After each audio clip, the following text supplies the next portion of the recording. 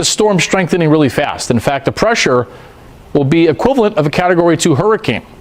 Hey, ChatGPT. I've got that naked Indian ride this Saturday. What do you think? Should I do it or not? Picture this. A Florida blizzard hits mid-ride. You're on a 2006 Jake the Snake, underbiked, surrounded by the wildest single track. Absolute chaos, completely questionable. You shouldn't do it. I mean, to be honest with you, I think I'm just going to send it anyways.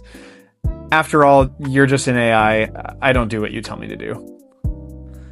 Fair enough. I'm just here to add some perspective and a little flair. If you're set on it, go make it an epic ride. And hey, it'll be a great story no matter what. Here's the wind gust Saturday in Orlando. We've got the Arts Fest, Mount Dora. Anything outdoors Saturday, especially afternoon and evening, the wind is a major player. This is the Naked Indian Ride. This year marks the 18th running of the event, and while it's a shorter ride, it has a reputation for being anything but easy. The Naked Indian is kind of a mini CFITT or a hurricane. It's a mix of sand, single track, and long stretches where pacing and patience matter more than speed. Part of today's route overlaps with the Cross Florida mountain bike route, and halfway through the ride, we're expecting what might qualify as a Florida blizzard. Cooler temperatures, strong wind, and possibly some rain. I'm riding this on a 2006 Kona Jake the Snake, fully loaded and very much underbiked, which should make things interesting. The field is limited to 50 riders, and if you finish, you earn a patch. So this one tends to attract people who know what they're signing up for. Central 28 opened up early, and we got the ride rolling at 10.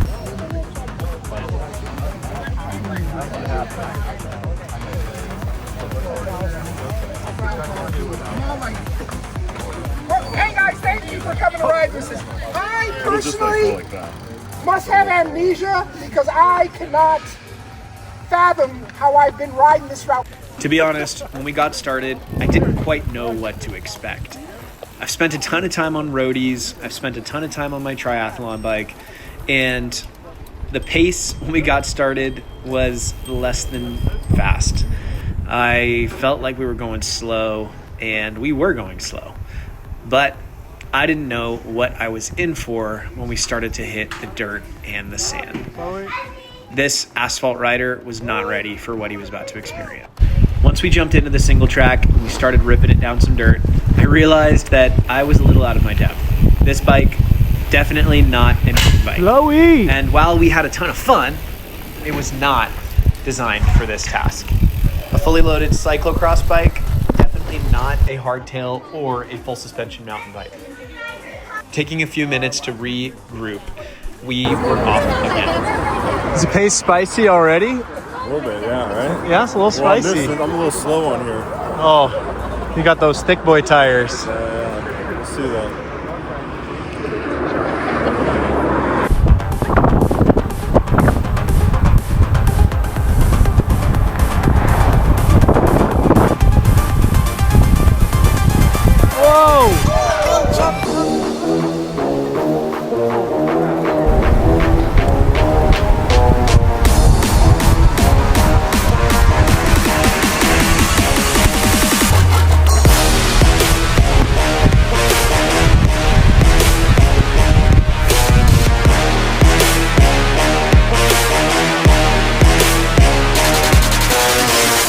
By the time that we're a little deeper into the ride, the weather starts to play a bigger role. The wind starts to pick up and the temperature feels colder as the numbers start to suggest. This is where small decisions start to add up. How hard you push, when you eat, when you stop. It's not dramatic, but it's constantly making the right next choice. Right when things started to get hard, we did what no road cyclist would ever do. We stopped for pizza in the middle of our ride. Pizza, pastrami sandwiches, French fries. Are you kidding me? This is not race fuel. But you know what? This isn't about racing. This is about having fun and enjoying nature. And that's exactly what we were doing. And on top of that, we had some great company. But as we were sitting for lunch, one grim reality started to settle in. It was starting to get cold. Not just cold, but like really cold. And we were totally unprepared for the back half of this ride. Buffs on, leg warmers back up, and everybody set out for the back half. The wind got stronger, and it was definitely getting cooler. Now, these conditions were not extreme by any measure, but for Florida, this was about as close as we could get to a blizzard. But then it was time for the final stretch. Got about 8 miles left to go. To be honest, I'm kind of done. Had a lot of fun. I crashed into some deep sand going about 10 or 15, which was gnarly. Almost done with the ride and things started not going to plan. I crashed, got super sore, and needed to change my perspectives. When I'm on the final stretch, it's cold, I'm on a trail, and we're almost there.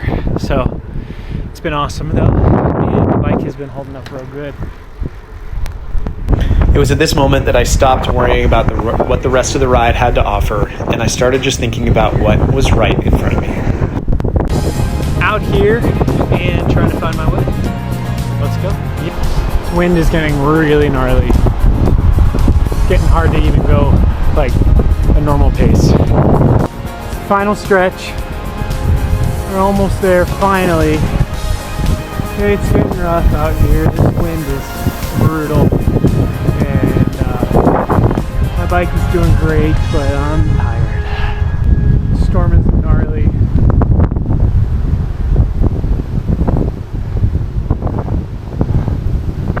Barely stay straight on this wind.